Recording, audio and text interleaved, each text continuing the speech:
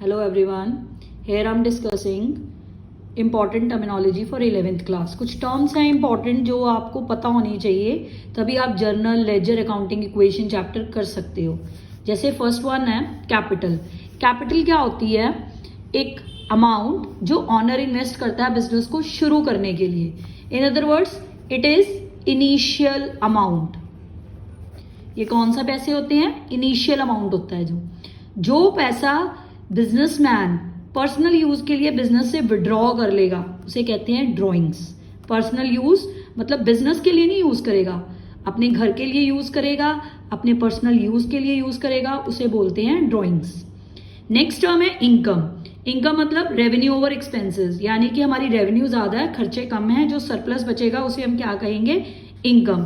इसको प्रॉफिट भी कहते हैं. प्रॉफिट दो तरह का होता है, ग्रॉस प्रॉफिट, नेट प्रॉफिट. ये आप बाद में डिटेल में करोगे, यहाँ पे सिर्फ थियरी पॉइंट ऑफ व्यू से याद कर लो. Next gain. गेन क्या होता है? Irregular profit. ये एक मॉनेटरी बेनिफिट है जो कभी कभी होता है. रेगुलर नेचर की इनकम और प्रॉफिट होते हैं, ये इररेगुलर नेचर का. जैसे आपने कोई फिक्स्ड एसेट सेल करा, उस पर आपको प्रॉफिट हो गया. जैसे उसकी कॉस्ट थी after depreciation 1 lakh, sale price वो मार्केट में सेल हो गया 1,50,000 से, तो 50,000 आपको क्या हो गया? गेन. क्या हो गया? गेन. ठीक है.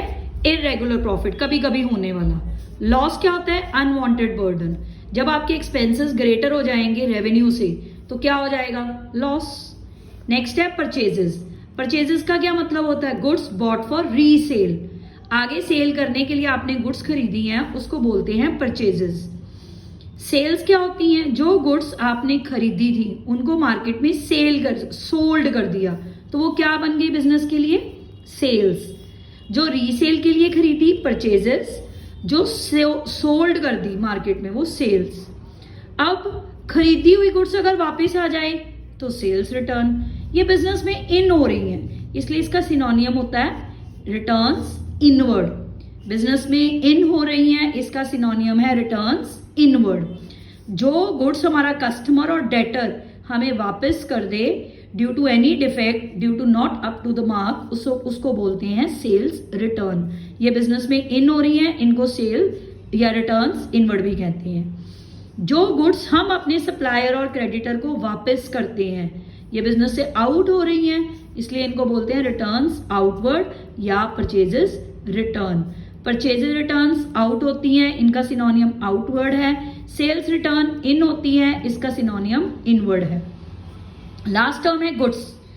जो प्रोडक्ट्स हम आगे रीसेल के लिए लेते हैं या जो बिजनेस जिस प्रोडक्ट में डील करता है उसको उसकी क्या बोलते हैं? गुड्स. आप इसकी एग्जांपल ले सकते हो, जैसे कि वॉशिंग मशीन का शोरूम है, वॉशिंग मशीन उस शोरूम की क्या है? गुड्स. बुक शॉप में बुक्स क्या है? गुड्स. स्टेशनरी शॉप में सारी स्टेशनरी क्या है? उसकी गुड. ठीक है. अब आपको मैं एक बेसिक डिफरेंस भी बताती हूँ जो बहुत इंपॉर्टेंट है. बार बार टर्म मैंने फर्स्ट वीडियो में तीनों टर्म्स आपके साथ डिस्कस करी थी, उसमें मैंने ये डायग्राम भी बनाया था. बुक कीपिंग, अकाउंटिंग और अकाउंटेंसी. मैंने बताया था बुक कीपिंग स्मॉलर टर्म है, अकाउंटिंग वाइडर है, अकाउंटेंसी वाइडेस्ट है. अकाउंटिंग में ये दोनों अकाउंटेंसी में ये दोनों टर्म्स इंक्लूड होती हैं. इन अदर वर्ड्स हम कह सकते हैं अकाउंटेंसी किसके बराबर होती है? बुक कीपिंग प्लस अकाउंटिंग के. ठीक है. तब ये डायग्राम देखो, ये स्मॉलर, ये उससे बड़ा, ये उससे बड़ा सर्कल. अब बेसिक डिफरेंस क्या है इसमें? बुक कीपिंग में हम क्या करते हैं? ट्रांजेक्शन्स की रिकॉर्डिंग. ठीक है. अकाउंटिंग में हम क्या करते हैं? ये एडिशन टू बुक कीपिंग है. कहने का मतलब इसमें रिकॉर्डिंग इन्वॉल्व है. उसके बाद हम 3 स्टेप एक्स्ट्रा करते हैं, समराइजिंग, इंटरप्रिटेशन, कम्युनिकेशन. रिकॉर्ड करने के बाद हम लेजर बनाते हैं, यानी कि समराइज करते हैं, फिर रिजल्ट निकालते हैं, ट्रायल बैलेंस बनाते हैं, फिर अपनी हायर अथॉरिटीज को कम्युनिकेट करते हैं. ठीक है. ये पूरे चैप्टर है, तब आपको समझ आ जाएगा जब आप प्रैक्टिकल करोगे. ठीक. ये प्राइमरी स्टेज होती है, ये सेकेंडरी स्टेज होती है. जहां बुक कीपिंग खत्म होती है अकाउंटिंग स्टार्ट हो जाती है. अब थर्ड टर्म आती है अकाउंटेंसी. अकाउंटेंसी क्या होती है? Principles, assumptions, conventions, techniques, concepts which are applied in the process of accounting. Accounting करने के लिए हमें कुछ प्रिंसिपल चाहिए, कुछ कन्वेंशन, कुछ कंसेप्ट चाहिए, जो सब कौन प्रोवाइड करता है? अकाउंटेंसी।